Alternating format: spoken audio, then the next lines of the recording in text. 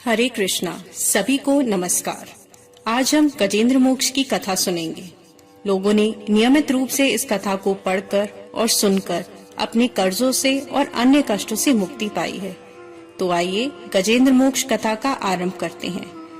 गजेंद्र मोक्ष का वर्णन श्रीमद् भागवत पुराण के 8वें स्कंद में किया गया है। क्षीर सागर में 10,000 योजन ऊंचा त्रिकुट नाम का एक पर्वत था। उस पर्वत के घोर जंगल में बहुत सी हथनियों के साथ एक गजेंद्र नाम का हाथी निवास करता था। वह सभी हाथियों का सरदार था।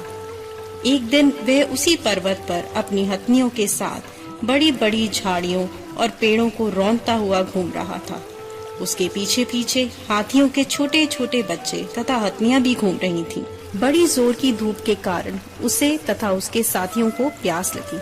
तभी वह अपने समूह के साथ पास के सरोवर में पानी पीकर अपनी प्यास बुझाने लगा। प्यास बुझाने के बाद वह सभी साथियों के साथ जल स्नान कर जल क्रीड़ा करने लगा। उसी समय एक बलवान मगरमच्छ ने उस गजराज के पैर को मुंह से दबोचकर पानी के अंदर खींचने लगा। गजेंद्र ने अपनी पूरी शक्ति लगाकर स्वयं को छुड़ाने की कोशिश करी, लेकिन असफल रहा। उसके झुंड के साथियों ने भी उसे बचाना चाहा, पर सफल न हो पाए। जब गजेंद्र ने अपने आप को मौत के निकट पाया और कोई उपाय शेष न रह गया, तो उसने प्रभु की शरण ली और अंतर्नाद से प्रभु की स्तुति करने लगा।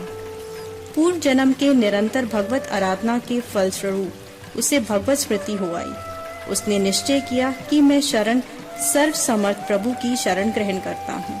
इस निश्चय के साथ गजेंद्र मन को एकाग्र कर पूर्व जन्म में सीखे श्रेष्ठ स्तोत्र द्वारा परम प्रभु की स्तुति करने लगा।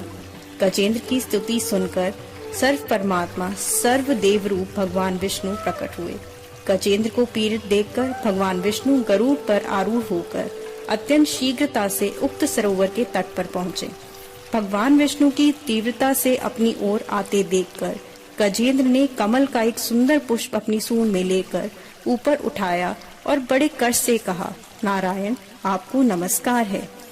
गजेंद्र को अत्यंत पीड़ित देखकर भगवान विष्णु गरुड़ की पीठ से कूद पड़े और गजेंद्र के साथ राह को भी सरोवर से बाहर खींच लाए। अपने तीक्ष्ण चक्र से राह का मुंह फाड़कर गजेंद्र को मुक्त कर दिया। ब्रह्म आदि गण भगवान विष्णु की प्रशंसा करने लगे। ग्राह दिव्य शरीर को हो गया और भगवान के चरणों में सिर रखकर प्रणाम किया। भगवान विष्णु ने गजेंद्र का उद्धार कर उसे अपना पार्षद बना लिया।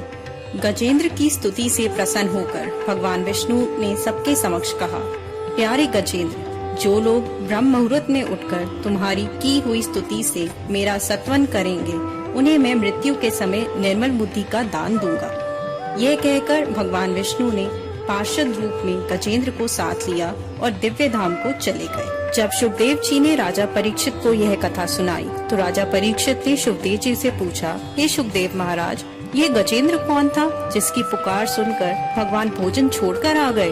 तब शुकदेव जी महाराज कहते हैं, हे परीक्षित, पूर्व जन्म में गजेंद्र का नाम इंद्रद्युम्न था। वह द्रविड़ देश का पांडववर्षी राजा था। वह भगवान का बहुत बड़ा सेवक था। उसने अपना राजपाट छोड़कर मलय पर्वत पर रहते हुए जटाएं बढ़ाकर तपस्वी के वेश में भगवान की आराधना की। एक दिन वहाँ से अगस्त्य मुनि अपने शिष्यों के साथ गुजरे और उन्होंने राजा को एकाग्रचित होकर उपासना करते हुए देखा। अगस्त्य मुनि ने देखा कि यह राजा अपने प्रजा पालन, अतिथि सेवा आदि धर्म को छोड़कर तपस्वी की तरह रह रहा है। अतः अगस्त्य ऋषि उस राजा पर क्रोधित हो गए और क्रोध में आकर उन्होंने राजा को शाप दिया कि हे राजा, तुमने गुरुजनों से बिना शिक्षा ग्रहण किए हुए अभिमानवश परोपकार से निवृत्त होकर मनमानी कर रहे हो, अर्थात हाथी के समान जड़ बुद्धि हो गए हो, इसलिए तुम्हें वही अज्ञानमयी हाथी की योनि प्राप्त हो। राजा ने इस श्राप को अपना प्रारब्ध समझा। इसके बाद दूसरे जन्म में उसे आत्मा की विस्तृति करा देने वाली हाथी की योनि प्राप्त हुई। परंतु भगवान की आराधना के प्रभाव से हाथी होने पर भी उन्हें भगवान की स्मृति हो गई। भगवान श्री हरि ने इस प्रकार गजेंद्र का उद्धार करके उसे अपने लोक में जगा दी। गजेंद्र को जिस ग्राह ने पकड़ा था, वह पूर्व जन्म में हुहु नाम का श्रेष्ठ गंधर्व था। एक बार देवल ऋषि जलाशय में स्नान कर रहे थे। उसी जलाशय में यह हुहु नाम का गंधर्व चुपचाप अंदर जाकर ऋषि के पैर पकड़ लिए और मगर मगर कहकर चिल्लाने लगा।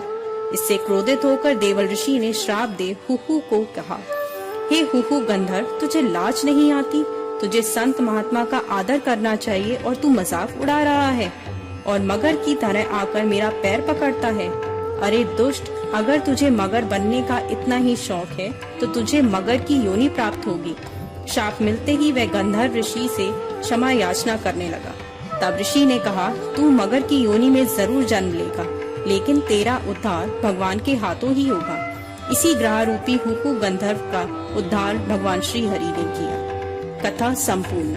हिंदू शास्त्रों के अनुसार जब भी आप किसी भयंकर मुसीबत में फंस जाएं, तो गजेंद्र मोक्ष का पाठ करने से भगवान विष्णु आपको उस मुसीबत से बाहर निकाल लेंगे, जैसे उन्होंने गजेंद्र को मगरमच्छ के मुंह से बाहर निकाला था।